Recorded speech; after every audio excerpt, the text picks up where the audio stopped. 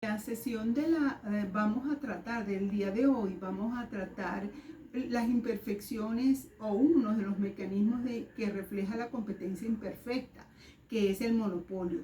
¿De qué vamos a partir? De unos planteamientos del economista Adam Smith en el año 1776, en que en su libro La riqueza de las naciones, él citaba que el individuo que aunque todo individuo, abro comillas, lo único que busca es su propia seguridad, solo su propio provecho. Una mano invisible lo lleva a promover un fin que no estaba en sus intenciones. Al buscar su propio interés, a menudo promueve el de la sociedad más eficazmente que si realmente pretendiera promoverlo. Cierro comillas. En este planteamiento, Smith sostenía que existía el individuo moviéndose en el mercado, él buscaba era satisfacer sus necesidades, pero en ese buscar satisfacer sus necesidades, él estaba beneficiando a la sociedad. Y esto nos lleva a que Smith lo llevaba a plantear una doctrina revolucionaria que buscaba liberar el comercio y la industria del yugo de la aristocracia feudal, que era lo que característico para esa época. Cuando uno busca el concepto de eficiencia o producir o que un sector produzca eficientemente, siempre busca mejorar el bienestar económico. O sea, él no puede buscar mejorar el bienestar económico más allá de que con ese mejorar él pueda empeorar el de alguna otra persona. Basado en este principio, una economía perfectamente es competitiva. ¿Qué quiere decir esto? Que si yo logro satisfacer las demandas de una persona, pero sin perjudicar a nadie más, entonces estoy hablando de una competitividad perfecta.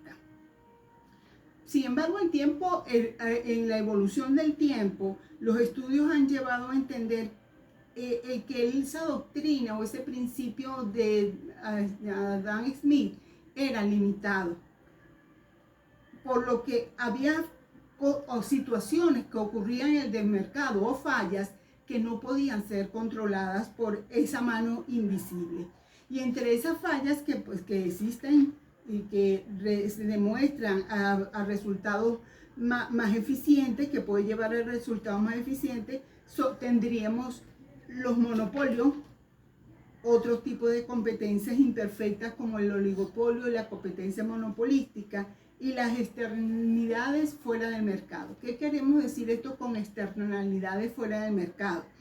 Puede ser que esas externalidades pueden ser positivas, y cuando yo digo que una externalidad es positiva, estoy hablando, por ejemplo, por un descubrimiento científico. Y si estoy hablando de una externalidad negativa, estoy hablando de la contaminación ambiental.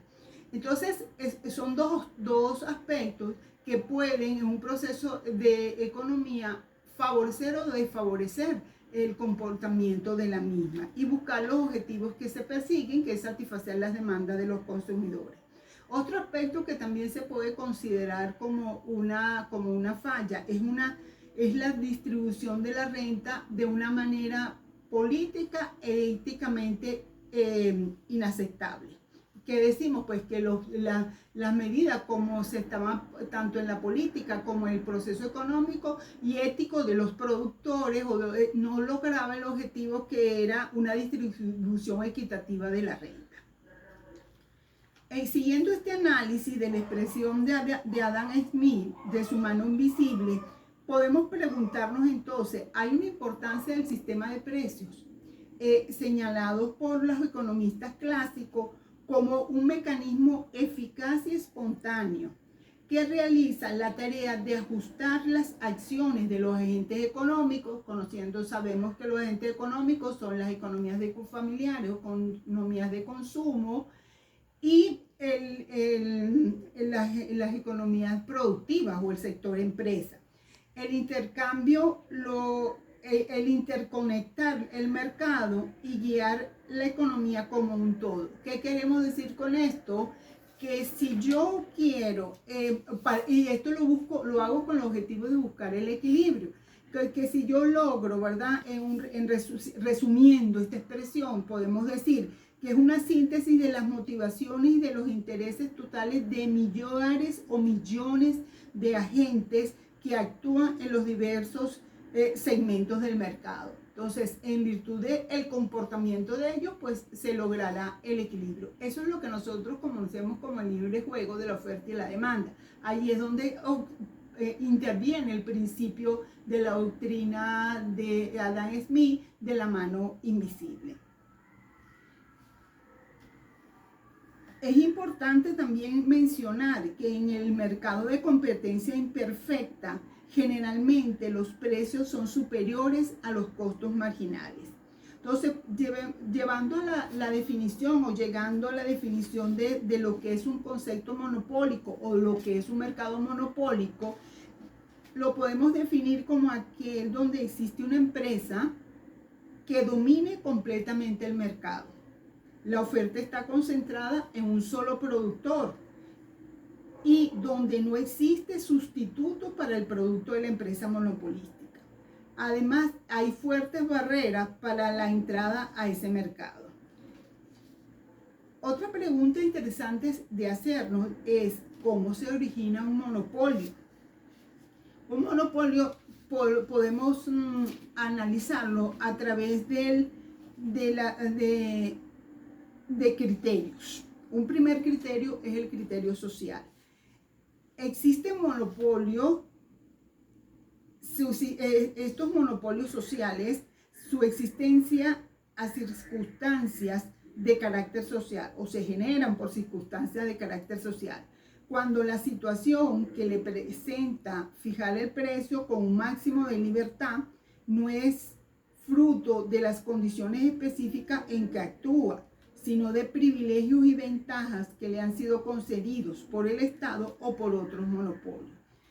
Estos monopolios sociales los podemos subdividir de bienestar colectivo, como las patentes, los derechos de autor, el consumo público, los derechos los fiscales.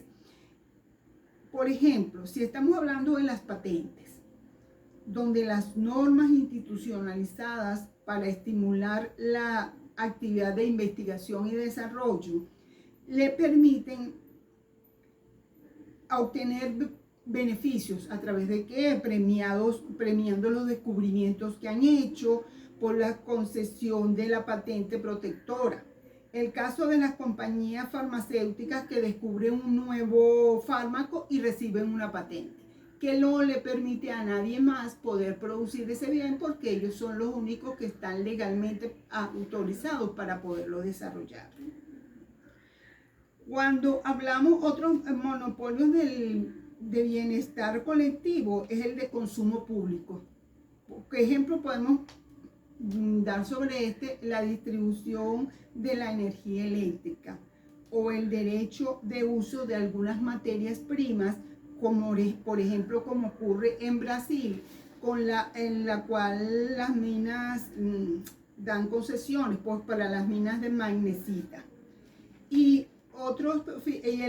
los fiscales es una sola entidad que controla todos los impuestos. Por ejemplo, las loterías en España y el reciclaje o la recolección de la basura. Esos son considerados monopolios de bienestar colectivo de tipo fiscal. Y también otros tipos de monopolios son de privilegios especiales, como los basados en los favores políticos o basados en los favores públicos o privados. Otro criterio que podemos utilizar o vamos a analizar para el origen del monopolio es el criterio estructural o natural. El monopolio también puede surgir derivada de estructuras de los costos o de las propias dimensiones del mercado. Hay muchos insumos y productos que por una combinación de elevado costo de implantación de las unidades productoras con las escalas relativamente bajas de demanda, se mantienen de modo natural. Los regímenes de monopolio, por ejemplo, la liga de acero, especiales para productos que exigen alta resistencia. El criterio legal. Los monopolios también pueden establecerse con la protección de disposiciones legales que no siempre se justifican por razones técnicas o naturales. La ley puede establecer que determinadas explotaciones constituyen monopolios de poder público. En esa forma, muchas economías nacionales establecen monopolios para explotar sus reservas naturales, como es el caso del petróleo y del uranio. ¿Qué podemos también hablar con respecto al monopolio? Sus puntos favorables y sus puntos desfavorables. Como puntos favorables tenemos que la amplia visión puede favorecer políticas públicas correctivas. El control y esas políticas públicas correctivas podrían ser los controles de precio, la discriminación de los precios y el monitoreo de la oferta. Pero también puede ocurrir que el poder económico puede movilizarse potencialmente hacia objetivos de interés social, como cuáles: el primero, el perfeccionamiento tecnológico y las inversiones de alto impacto en la economía.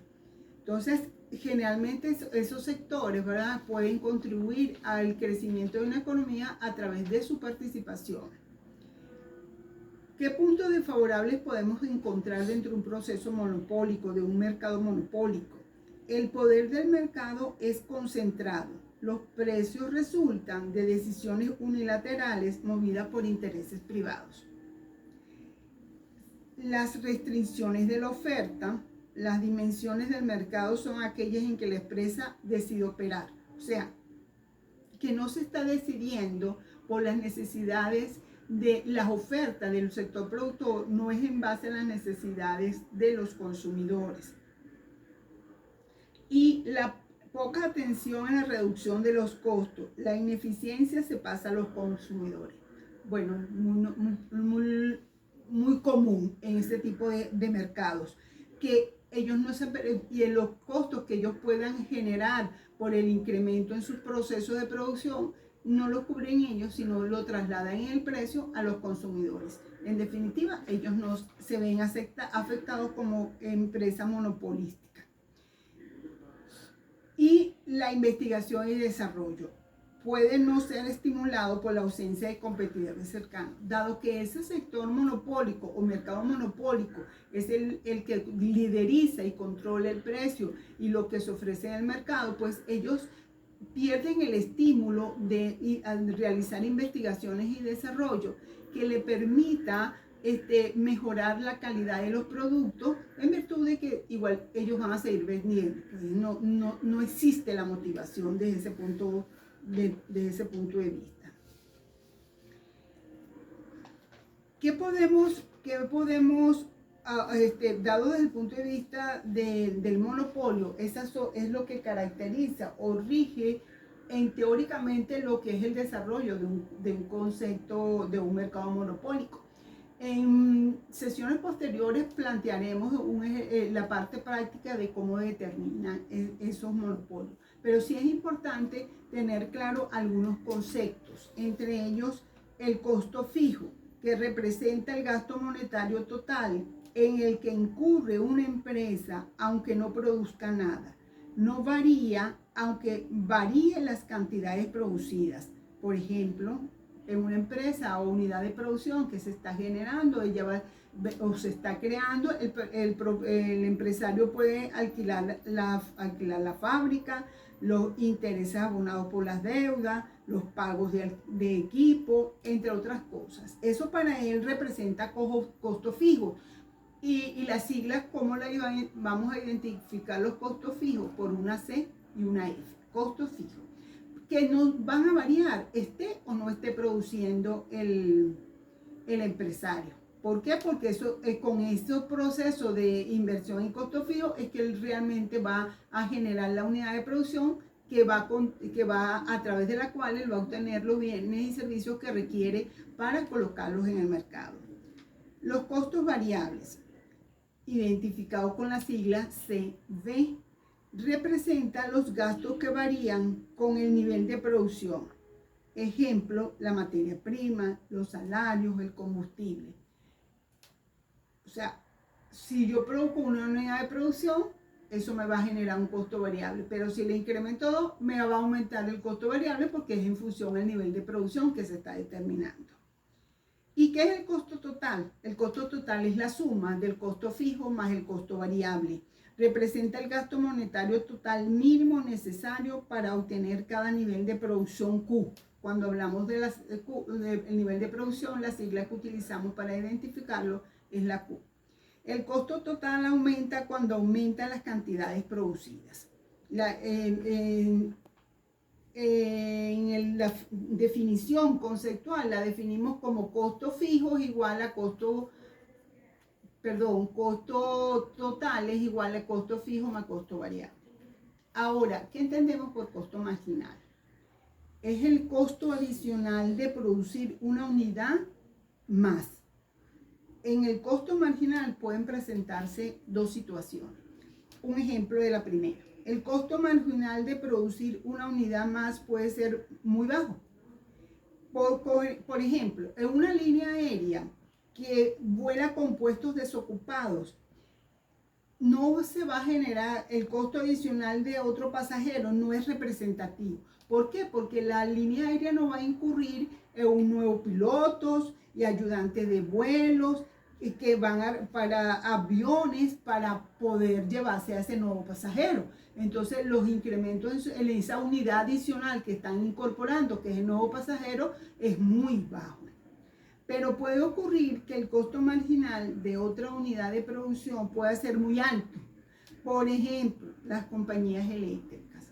En unas circunstancias normales es posible generar suficiente energía eléctrica utilizando solamente la planta que yo tenga que sea más eficiente y a un menor costo.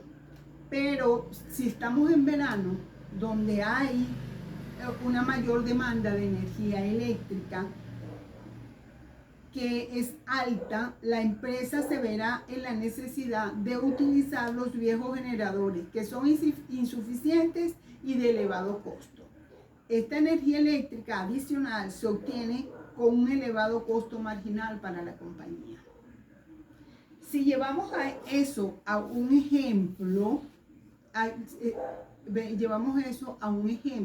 podemos observar en este cuadro, tenemos Q, que son las que hemos mencionado, las unidades producidas, 0, 1, 2, 3, 4, 5 y 6 unidades producidas.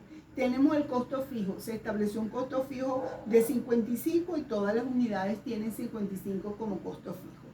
El costo variable en la primera unidad, porque está arrancando la empresa y no ha generado volúmenes de producción, entonces su costo variable es 0. Pero de la primera en adelante hubo un incremento del costo variable. En la primera hubo 30, en la segunda hubo 55, en la tercera 75, en la cuarta 105, en la quinta 155 y la sexta 225. Eso representa el costo variable para este mercado que estamos analizando. ¿Y cuál es su costo total? La sumatoria del costo fijo más el costo variable. 55 más 0, 55. 55 más 30, 85. 55 más 55, 110. 55 más 75, 130. 55 más 105, 160. 55 más 155, 210. Y en la sexta unidad, 55 más 225 de costo variable me da un costo total de 280. Entonces, como hemos mencionado, ¿verdad? Que para el cálculo del costo marginal es la unidad adicional que se produce. ¿Cómo la podemos obtener? Estableciendo la diferencia de la unidad anterior con respecto a los costos. Si yo tengo en mi primera unidad que mi costo total es 85, yo le resto 55 de la 0 unidad, porque sabíamos que estaba representada solamente que por su costo fijo, eso me da un costo marginal de 3. Ese es el costo marginal de la última unidad producida. Si yo de la unidad 2, que es 110, la resto de 85 de la unidad 1, tengo un costo marginal de 25. Si 130 lo resto de 110, tengo un costo marginal de 20. O sea que para la cantidad Q, mi costo marginal es 20. Si para la cuarta unidad resto 160 de 130, tengo un costo marginal de 30. Y 210 menos 160, tengo un costo marginal de 50 para la quinta unidad. Y de la sexta unidad sería 280 menos 210 y me daría 70. Eso también yo lo puedo realizar y obtendría los mismos valores si yo lo veo porque el costo total varía en función a la variación del costo variable. ¿Por qué varía en función a la producción del costo variable? Porque el costo fijo dijimos que era el costo total dijimos que era el costo fijo más el costo variable. Si varía la producción, varía el costo variable, varía el costo total. Entonces, vemos acá que si yo a 30 del costo variable lo resto de 0 unidades de la primera de inicio de actividades, tengo un costo variable de 30. Si a 55 le resto 30, tengo un costo un costo marginal de 25. Si a 75 le resto 55, tengo un costo marginal de 20. Si a 105 le resto 75, tengo un costo marginal de 30. Si a 155 le resto 105, tengo un costo marginal de 50. Y si es de la sexta unidad, 225, le resto 155, tengo un costo marginal de 70. Entonces, estamos visto que el costo marginal determinado desde el punto de vista del costo variable y del costo total. Hasta este momento, una vez definidos estos conceptos que son necesarios para las próximas sesiones de clase, vamos a dar por concluida esta.